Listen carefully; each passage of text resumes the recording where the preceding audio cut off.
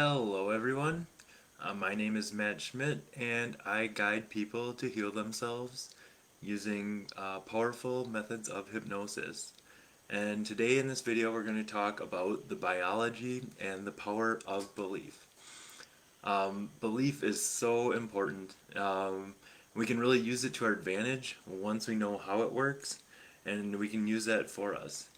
So I first got interested in the first thing that caught my attention was um, multiple personality disorder.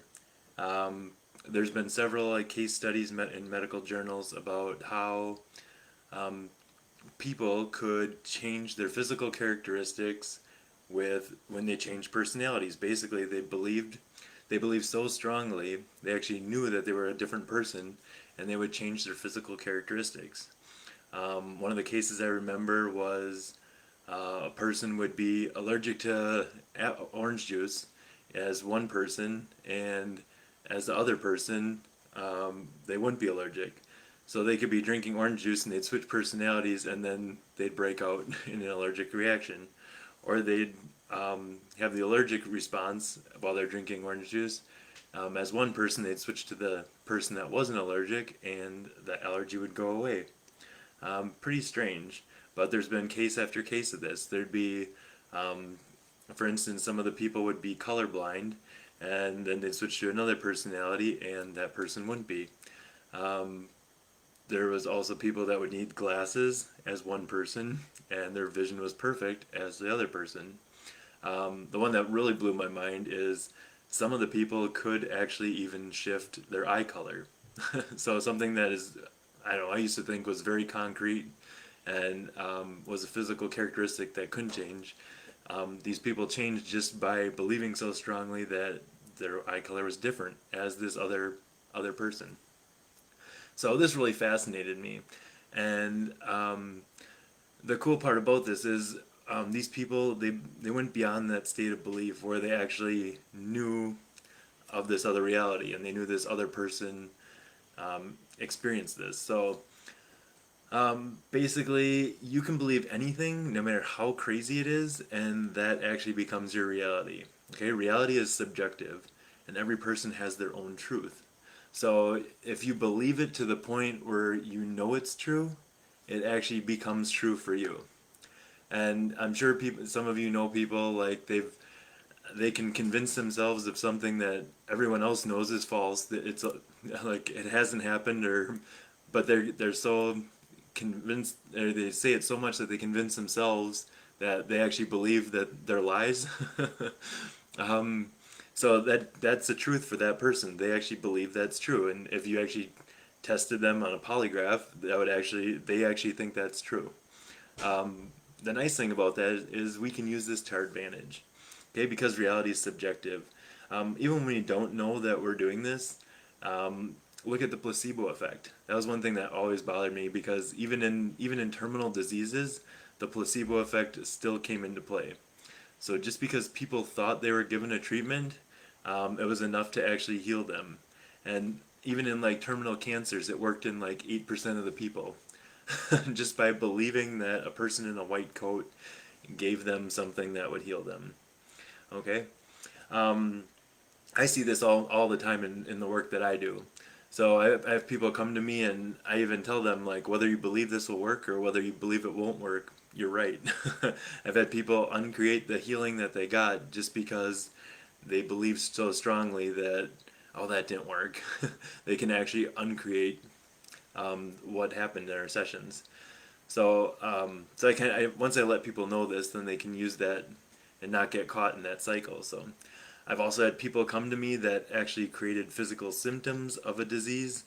They didn't actually have the disease, but they created the physical symptoms because they were told they had the disease. I've had people that came to me that were told they had a genetic disease, so they actually created that the disease for them. They didn't really have it, but they created the symptoms that went along with it.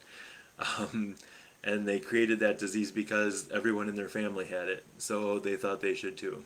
All right. There's a lot of books that talk about this.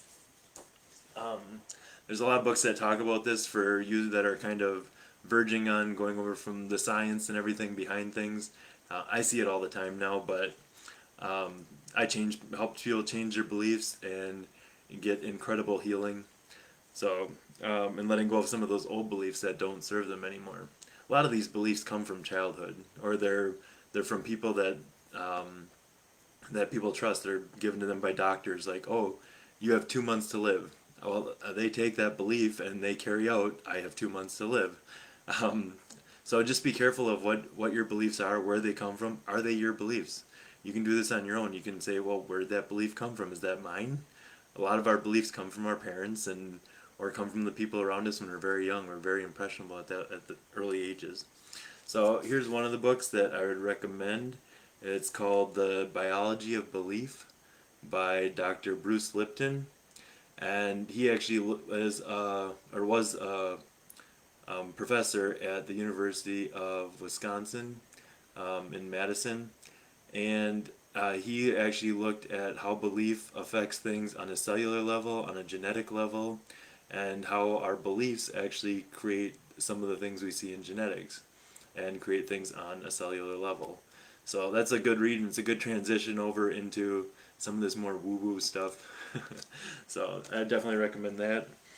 Another one is called Mind Over Medicine by Dr. Lisa Rankin. It's another good book that shows how powerful our mind is. Okay, and once we're aware of a lot of these beliefs, we can let them go, and we can access these healed states. Some of the things that prevent us from letting go of these beliefs, from what I've seen, is if there's another payoff. You all know someone like this. There's certain people that like playing the victim role because they get attention from a certain condition, and these are the people that, they talk about their condition, and they talk about whatever physical symptom it is, and they focus on that, and they need that as part of their identity, and they need that payback or payoff of playing the victim. So even though they can become aware of this belief, they may not be ready to let it go. So that's another thing to be mindful of as you go through this. So if anyone has any questions on this, or I'm not going to put the references in here about the multiple personality disorder and stuff, but you can find them. They're in a lot of medical journals. So, all right. Thanks again, guys, and we'll see you on the next video. All right. Bye.